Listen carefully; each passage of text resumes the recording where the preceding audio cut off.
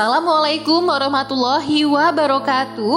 Halo sahabat Kanalpedia Islam. Kali ini kita akan membahas mengapa Umar bin Khattab pecat Khalid sebagai panglima.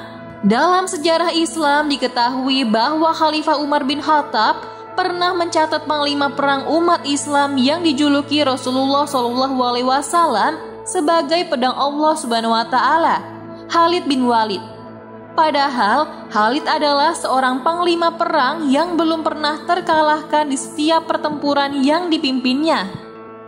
Saat menghadapi Parsi, Irak, dan lain sebagainya, Khalid bin Walid selalu ditakdirkan menang oleh Allah Subhanahu wa Ta'ala, sehingga prajuritnya pun mulai memujinya dan memujanya.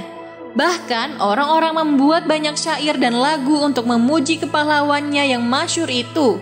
Lalu mengapa Khalifah Umar memecat sang singa padang pasir itu?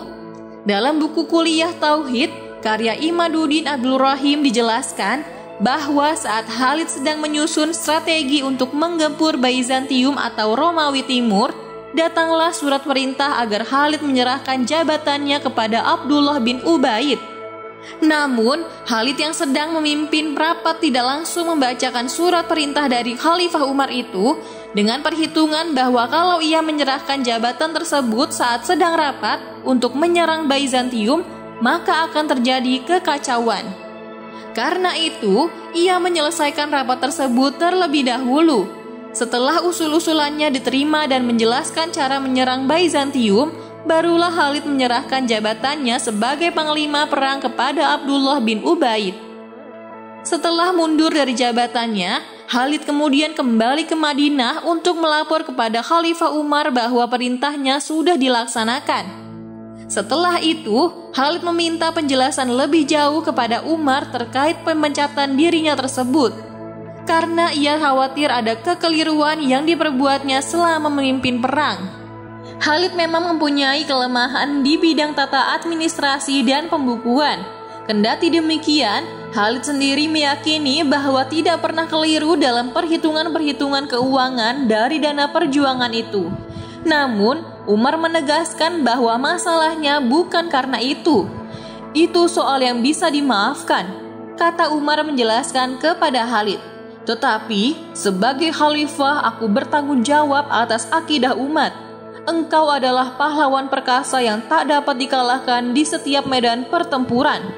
Tapi akibatnya rakyat mulai menyanyikan lagu pujian untukmu dan tidak lagi memuji dan memuja Allah semata.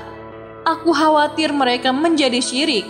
Sebagai penanggung jawab, aku harus membuktikan kepada seluruh umat bahwa semata sebagai hamba Allah aku mampu memecat Khalid bin Walid sebagai panglima perang yang masyhur.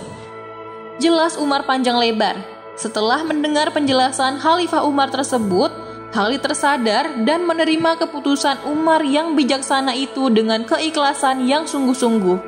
Khalid pun mundur dari hadapan Khalifah Umar, seraya melompat lagi ke medan pertempuran dan maju menyerang musuh. Tidak lagi sebagai panglima perang tetapi sebagai prajurit biasa. Orang-orang lain terheran-heran melihatnya. Mengapa setelah dipecat Khalid masih mau terjun ke medan perang? Khalid pun berseru, "Aku bertempur dan berjuang tidak karena Khalifah Umar, akan tetapi aku berjuang karena Allah semata." Seperti itulah ekspresi dan manifestasi dari ruh tauhid sejati yang ditunjukkan Khalid bin Walid. Jadi, Khalifah Umar memecat Khalid bukan karena ia tak mampu lagi memimpin medan perang, melainkan untuk menjaga akidah umat yang saat itu mulai berpaling dari Allah Subhanahu wa Ta'ala karena sosok kepahlawanan Khalid. Semoga kisah-kisah ini dapat menambah pengetahuan kita tentang Islam. Wassalamualaikum warahmatullahi wabarakatuh.